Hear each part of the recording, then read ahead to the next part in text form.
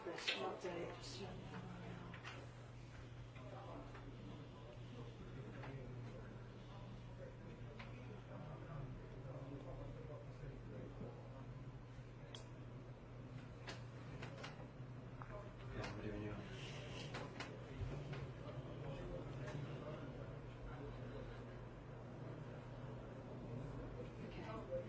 Just right, just tell me your name if you can. Shaz Rahim. Okay, and just spell. SHAZRAHIM.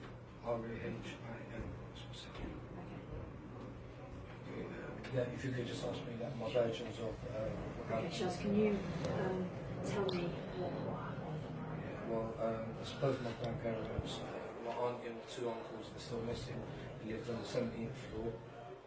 I just wanted to say, like, 48 hours since our last contact. We haven't heard any news. We haven't spoken to them. We spoke to my auntie, who was roughly about 10 past 3 a.m. That was the last time.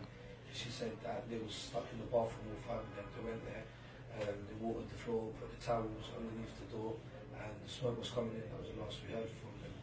Now, my granddad also spoke to my elder sister roughly 3 o'clock, saying that he was panicking, he was confused because he suffered 3 strokes in the last couple of years. So sometimes, I don't know if it was dementia, like he was getting a bit old, he was forgetting things, and he would be like childlike sometimes. So he said to her on the phone, "Oh, I can see a helicopter. Why don't you send a helicopter to come and get us quickly? We're going to burn to death." I got to the scene roughly about 2:30. I literally saw people's hands from the 11th and 12th calling out for help. I saw women with their kids, and I saw smoke coming with their heads, and they literally disappeared. I had to go climb over a fence on one building to go past the police cordons to get a bit closer, just to see what was happening. Now, there's been no support whatsoever from the police or any counselling offered whatsoever. When we called all the lines, they took all our details, so they're aware that it's our family there. Not one person has phoned to say, does anyone need any counselling? Because we might have noticed before my mum was on the tape, she's absolutely distraught, but there's been nothing covered. There's no support networks, no support systems whatsoever. We all pay tax, so it just makes no sense. Where is our tax money? It just feels like people that live, say, on council blocks or in social housing aren't treated equally, and that's the truth. I just wanted to make a few more comments. It might sound controversial, but I think everyone needs to know what the actual truth is, because sometimes things that we're seeing in the media are either just portrayed for people just to think, that is what's the truth, but there is a lot more that happens. Like, for example, we went to the hospitals, they put on the news, you call this number, you can go to the hospitals. We were turned away with zero information, whatsoever, zero information. All the telephone numbers that were provided were extremely poorly manned, and information provided by news outlets, social media networks, they're reporting inaccurate information as well. They said death toll was 6, then it went to 12, now they're saying 17. But I spoke to a Moroccan man that came out with his wife and daughter, and he said he lived on the 18th and 19th. He said his other 12-year-old daughter's still in there. He went back in. He asked the firefighter to help him up the stairs. The firefighter stopped at 11th floor and said he can't go any further. When the guy was coming back downstairs, when I saw him outside, he said to me he literally trampled on 70 bodies in the stairwell. He said it was dark, it was smoky, but you could feel and you could smell people's burning bodies and skin, and he trampled over 70 people coming down. So when the news is reporting 17 people dead, there's at least 300-400 people that are unaccounted for. So obviously, what's happened to them. So they're there, but it seems like still there's no information given. I also wanted to say, in terms of Theresa May and her cabinet, they need to explain to people that live in council blocks why they're not treated equally in society, why aren't they seen the same?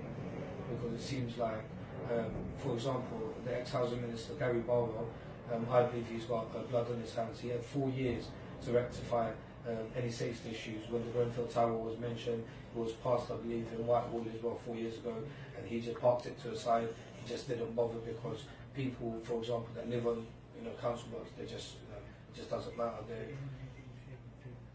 at all. Now, I think it's a disgrace and it's a massive insult for Londoners that we pay our taxes. They're killing off the NHS.